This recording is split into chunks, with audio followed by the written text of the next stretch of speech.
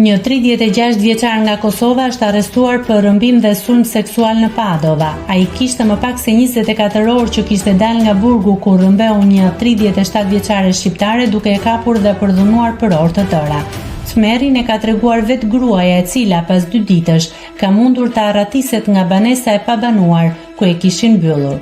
Sipas raportimeve, 37 vjeçaria ishte kontaktuar me telefon nga i panjohuri, i cili me arsyetimin se duhet i tregonte një lajm shumë të rëndësishëm dhe duke lënë të kuptohet se djali i saj, 18 vjeçar, ishte në rrezik, e bëri atë të dilte në rrugë. Në atë moment, ai e kërcënoi me armë dhe e detyroi ta ndiqte në banesën e parë, ku u rrëmbye për orë të tëra dhe më pas e transferoi në një shtëpi të dytë.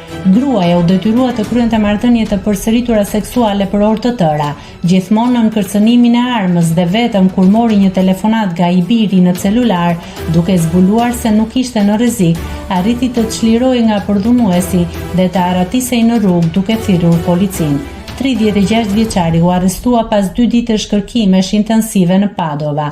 Ai banonte ilegalisht në Itali dhe ka precedent të shumtë penal. Nëse klikoni mbi butonin subscribe, do t'ju shfaqen të gjitha publikimet tona.